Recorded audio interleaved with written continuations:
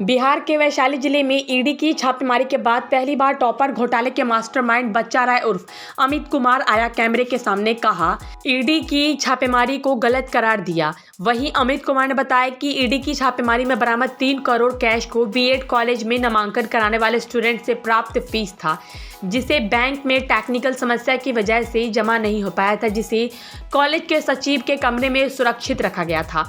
2016 में टॉपर घोटाले का मामला सामने आने के बाद ईडी ने अवैध धन अर्जित करने के आरोप में बच्चा राय की जमीन को जब्त कर लिया था। ईडी द्वारा जब्त जमीन को फिर से बच्चा राय द्वारा फिर कब्जा कर उस जमीन पर फिर से कॉलेज का भवन निर्माण कराने लेने का आरोप लगाते हुए भगवानपुर थाने में मामला दर्ज कराया था। फिर ईडी के अधिकारियों ने कॉलेज और बच्चा राय के आवास पर छापेमारी कर 3 करोड़ नगद कैश बरामद कर जब्त कर लिया था। आपको बता दें कि 2016 में बिहार का चर्चित टॉपर घोटाला का मामला सामने आने के बाद जिले के भगवानपुर थाना क्षेत्र के विशुन राय कॉलेज के प्राचार्य अमित कुमार पर टॉपर घोटाला करने का आरोप लगा था। पूरे मामले का किंग पिन बच्चा राय को ही माना गया था। इस मामले में मामला दर्ज कर बच्चा राय को गिरफ्तार कर जेल भेज दिया गया था और बच्चा राय द्वारा अर्जित अवैध संपत्ति को ईडी ने जब्त कर लिया था। अब फिर एक बार बच्चा राय पर ईडी द्वारा जब्त जमीन को अवैध कब्जा कर कॉलेज के भवन का निर्माण कराने का आरोप लगा है।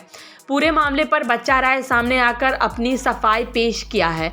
बच्चा राय का कहना है कि ईडी ने जिस 42 डिसमिल जमीन पर अवैध कब्जा कर निर्माण कराने का आरोप लगाकर मुझ पर मामला दर्ज कराया गया है, वो सरासर गलत है। इस मामले में भगवानपुर के सीईओ ने जमीन मापी कराकर रिपोर्ट भी दे दिया है, जहां न तो कोई कब्जा है न कोई उक्त जमीन पर कोई निर्माण कराया जा रहा है। वहीं बच्चा राय ने कहा कि कॉलेज में छापेमारी कर ईडी ने जो 3 करोड़ से अधिक कैश बरामद किया है वो बीएड कॉलेज में नामांकन कराने वाले स्टूडेंट से प्राप्त नामांकन की राशि थी, जिसे बैंक में जमा कराने के लिए ले जाया गया था, लेकिन बैंक में टेक्निकल समस्या की वजह से जमा नहीं हो पाया। इसलिए इस पैसे को फिर से कॉलेज परिसर स्थित कॉलेज के सचिव के कमरे में सुरक्षित रखा गया था। ईडी द्वारा जब्त रुपए को फिर से लौटाने के लिए ईडी के अधिकारी को आवेदन दिया गया है। इसके लिए बीएड कॉलेज के स्टूडेंट से प्राप्त नामांकन की फीस के एवज में दिए गए रसीद की प्राप्ति भी ईडी को कॉलेज प्रशासन द्वारा दिया गया है। इसके लिए हम लोग कानूनी सहायता भी ले रहे हैं। अभी जो वर्तमान में जो आपके यहाँ छापेमारी हुई थी, तो यह आखिरकार ऐसा क्यों नौबत, क्या मामला था, क्यों छापेमारी हुई थी? कि पहले तो मैं आपको बता दूं कि मैं अत्यंत बीमार चल रहा हूं। मेरी स्थिति, शारीरिक स्थिति बहुत ये है, स्वास्थ्य की जो स्थिति है कि नेफ्रो, इंडोकार्डियो, रेक्टिकल प्रोलैप्स, स्लीप एपेनिया, गैंग्रीन, साथ में ऑलरेडी हमने पेनाइल अल्सर, ये सारे नंबर ऑफ क्रोनिक डिजीज हैं, जिस वजह से ऑलरेडी हम परेशान ज़िंदगी और मौत से जूझ रहे हैं। लगातार ऑलरेडी अभिरक्षा से आने के बावजूद भी हम हॉस्पिटलों में दिन बिता रहे हैं। Super speciality hospital, max, Medanta, AIIMS, सारे हॉस्पिटल में ऑलरेडी अपना इलाज करा रहे हैं और सारे डॉक्टरों के आदेशानुसार, प्रिस्क्रिप्शंस के आदेशानुसार अपने जीवन को सरवाइव कर रहे हैं। चूँकि हम लाइफ सेविंग का चल रहे हैं, रेक्टिकल प्रोलैप्स की वजह से पर डे 200 ml ब्लीडिंग हो रहा है। साथ ही साथ ऑलरेडी हमारे पास 6 से 70 फास्टिंग शुगर है, 1200 यूनिट इंसुलिन ले रहे हैं। Padmashri awarded endo specialist Amrish Mittal, B Mohan जैसे ऑलरेडी डॉक्टरों ने जो प्रिस्क्राइब किया, तो फियास और लैंगटस हम 1200 यूनिट ले रहे हैं। अब रह गई बात, आपने छापेमारी की बात कही है। एक अज्ञात आवेदन के आलोक में ईडी की टीम ने इस छापेमारी किया है। अज्ञात आवेदन क्या है पहले आप समझ लें। किसी कन्हाई मिश्रा नाम के आदमी द्वारा कोई अज्ञात आवेदन दिया गया ईडी को, जैसा कि हमको जानकारी मिली, सवाल है, और उस जानकारी के चेस्ट पेन भी हो रहा है बोलने के रहे। उस जानकारी के आलोक में ऑलरेडी जो जानकारी मिली, उस आवेदन के आलोक में ईडी ने कोई स्पॉट वेरिफिकेशन भी नहीं किया। आवेदन था कि हम ईडी द्वारा अटैच 42 डिसमिल भूमि पर कोई नया अवैध निर्माण कर रहे हैं। पहले तो ये ज्ञात हो कि मैंने कोई निर्माण ही नहीं किया। जिस प्लॉट पर बात कही गई कि ईडी हमने अवैध निर्माण किया है वो प्लॉट 268 डिसमिल का है, जिसमें 42 डिसमिल जमीन ईडी के द्वारा अटैच किया गया और अटैच भूमि पर ईडी ने अपना पिलर भी लगा। ऐसे ईडी के ट्रिब्यूनल से दस्ती ऑर्डर भी पास हो चुका है, सवाल है, और वो ऑर्डर भी मेरे पास है, लेकिन ईडी उसको अटैच मानती है, चूँकि एजुकेटर के यहाँ से फिर निकल कर ट्रिब्यूनल में पेंडिंग पड़ा हुआ था, सवाल है, और दस्ती ऑर्डर एजुकेटर के यहाँ से पास हो चुका था। ईडी को अगर किसी ने अज्ञात सूचना दिया तो ईडी के सहायक निदेशक को चाहिए कि भाई स्पॉट वेरिफिकेशन कराए। ज़मीन का मालिक तो सीईओ होता है, सीईओ और यहाँ का जो कर्मचारी है उसको अधीनस्थ जानकारी है कि कौन ज़मीन कहाँ है, तो नक्शा के हिसाब से उनको आकर अपना पैमाइश कराना चाहिए था कि क्या उस ज़मीन पर मैंने कोई निर्माण कराया है कि नहीं कराया। कोई भी जब उस ज़मीन पर पैमाइश की बात आई तो वहाँ के जो जब लोग 28 तारीख को उनके द्वारा एक आवेदन दिया गया थाना को कि इन पर FIR कीजिए, सेक्शन लगाते हुए थाना ने भी बिना तहकीकात का FIR कर दिया। सवाल है, FIR जब रजिस्टर्ड होता है और IO AK भगत अधिकृत होते हैं तो वो किसी दिन जाकर वहाँ वेरीफाई करते हैं। वेरीफाई के बाद उनको पता चला कि उस ज़मीन पर कोई कंस्ट्रक्शन नहीं हो रहा। फिर IO ने CO को पत्र लिखा, अंचलाधिकारी को। CO ने ऑलरेडी उसके लिए अमीन अधिकृत करके उस भूमि का पैमाइश तैयार कराया, तो CO का प्रतिवेदन भी आ गया है, कृपया उसको आप देख लीजिए। CO के समर्पित प्रतिवेदन में स्पष्ट कहा गया है कि मैंने उस भूमि पर कोई निर्माण नहीं कराया है। CO ने लिखा, कहीं तो पढ़ के सुनाए आपको, बताइए। जैसे वो भूमि पर CO ने लिखा है कि सवाल है कि एक बाउंड्री है, सवाल बाउंड्री के साथ एक गेट है जो जब्ती से पूर्व का निर्मित है और वो उस भूमि पर कोई कंस्ट्रक्शन नहीं है। वो उनका रिपोर्ट सबमिट हो गया है, इस लाइट में FIR किया गया, जबकि ऑलरेडी साक्ष्य ये कहता है कि मैंने उस भूमि पर कोई कंस्ट्रक्शन ही नहीं किया। हम तो बीमार चल रहे हैं, सवाल है, और वो भूमि संस्थान के अधीन है, सवाल है, विभिन्न प्रस्तावित संस्थानों के। उस भूमि से मेरा कोई ताल्लुकात भी नहीं। मेरे अटैच भूमि को छोड़कर शेष मेरे पूर्वजों का जो भूमि था उस पर निर्माण कार्य चल रहा था, न कि उस निर्माण कार्य से भी मेरा कोई ऑलरेडी वास्ता नहीं है, सवाल है, क्योंकि संस्थानों के प्रस्तावित संस्थानों द्वारा निर्माण कराया जा रहा था, सवाल है।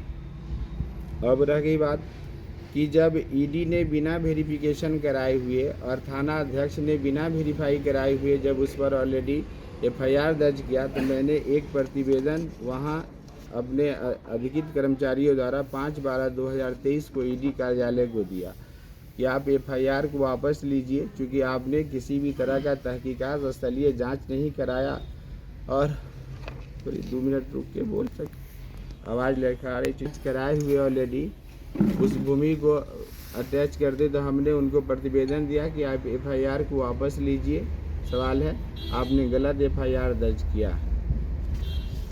ये 5/12/2023 को दिया गया।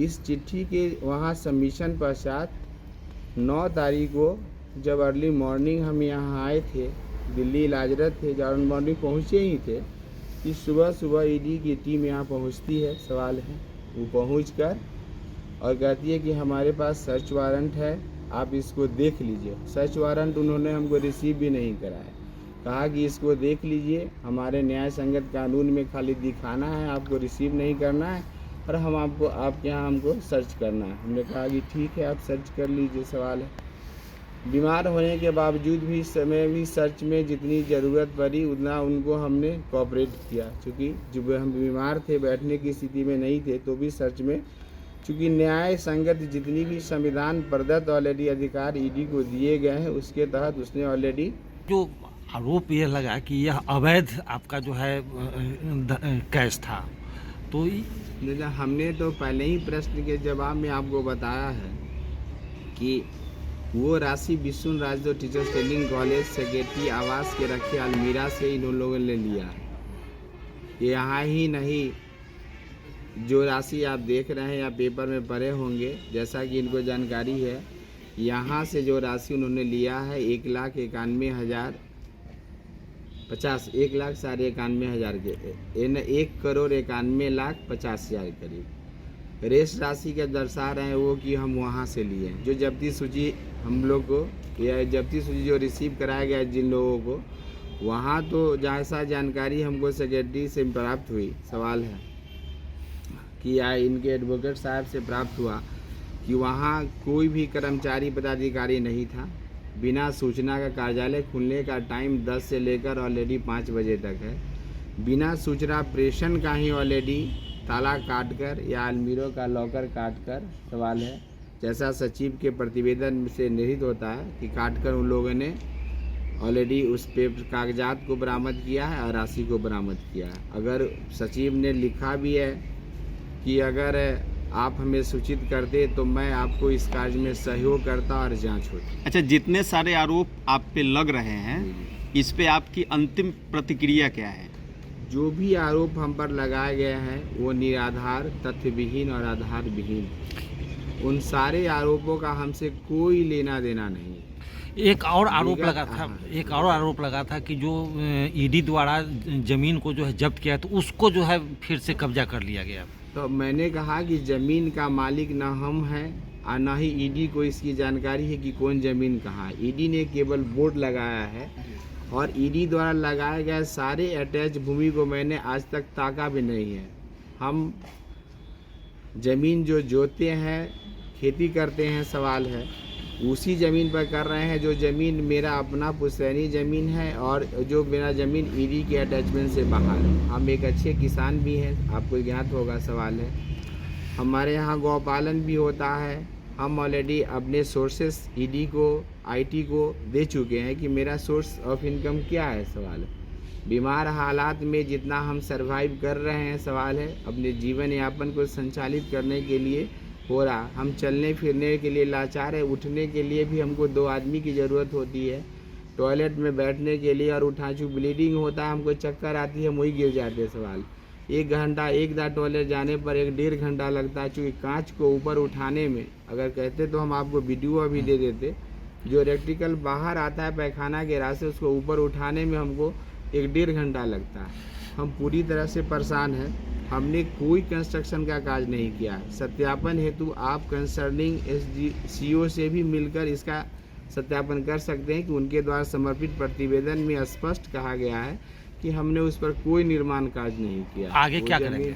वो ज़मीन आज भी वैकेंट है। वैकेंट की बात आप कहते हैं 42 डिसमिल, 160 डिसमिल ज़मीन आज भी उस कैंपस में वैकेंट है, क्योंकि 268 डिसमिल का वो प्लॉट है। कंस्ट्रक्टेड एरिया को छोड़कर आज भी लगभग 150 डिसमिल ज़मीन वैकेंट पड़ा हुआ है। स्थलीय निरीक्षण, आप समाज की आईना है, आपकी लेखनी पर दम है, आपके प्रकाशन पर लोगों को विश्वास है। न्याय संगत प्रक्रिया में मेरा अनुरोध रहेगा कि आप इस स्पॉट पर जाकर स्वयं भी देख सकते हैं जो सीमांकन किया गया है।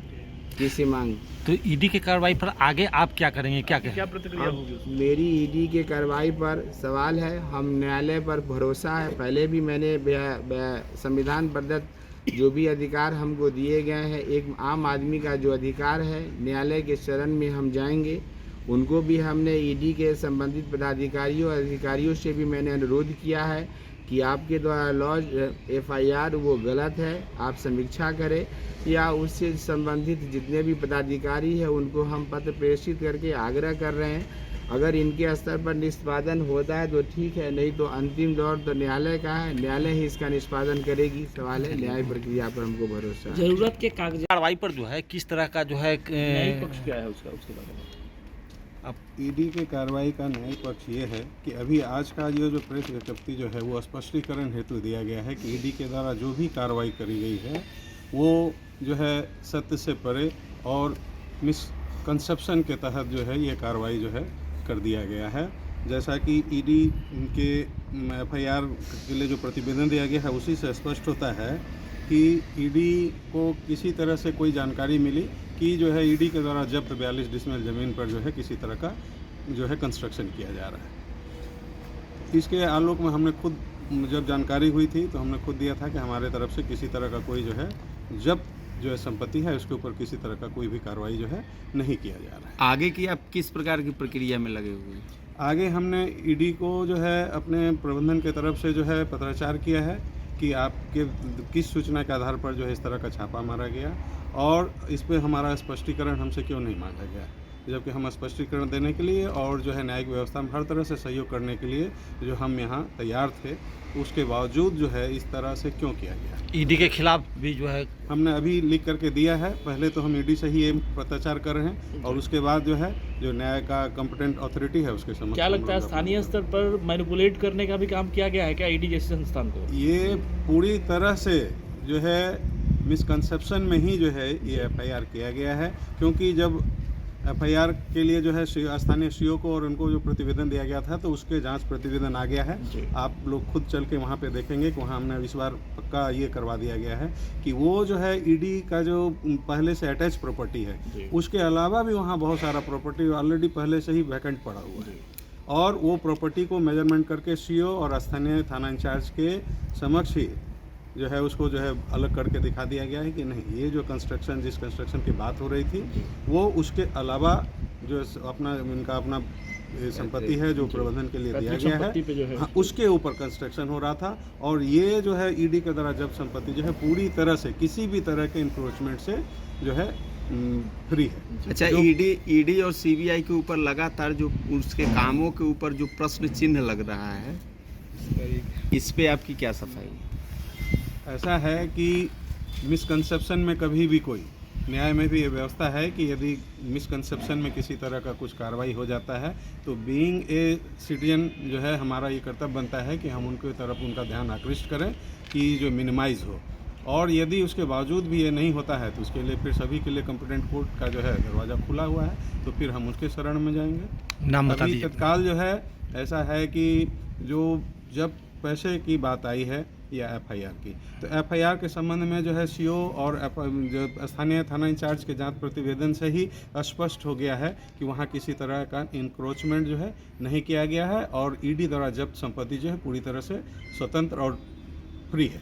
नाम बता दीजिए। दूसरा चीज़ की जो है पैसे वाली बात जो आई है तो उसके संबंध में हमारे सचिव ने खुद लिखित दिया है कि जो भी पैसा जब्त होकर के गया है उसमें जो है सेक्शन वाइज और ईयर वाइज जो कलेक्शन आया था वो कलेक्शन का चीट भी लगा हुआ है, जो कि वो लोग भी मानेंगे कि वो चीट के साथ ही वो उठा करके ले गए। तो उसके संबंध में भी हमने वो पैसा वापस मांगा है कि चूँकि वो प्रबंधन में जो है जो हमारे टीचर्स हैं उनके सैलरी का पैसा था और जो बच्चों से कलेक्शन हुआ था वो बैंक में वो लिंक फेल होने और उसके वजह से है जो बैंक स्थानीय बैंक जो हमारे कैंपस में वो भी बताएंगे कि उनके यहाँ जा करके 2-3 बार पैसा वापस लौट आया था, तो वो पैसा ही रखा गया था सचिव के देखरेख में उनके कार्यालय में। नाम बता दीजिए अपना। राजकुमार मिश्रा।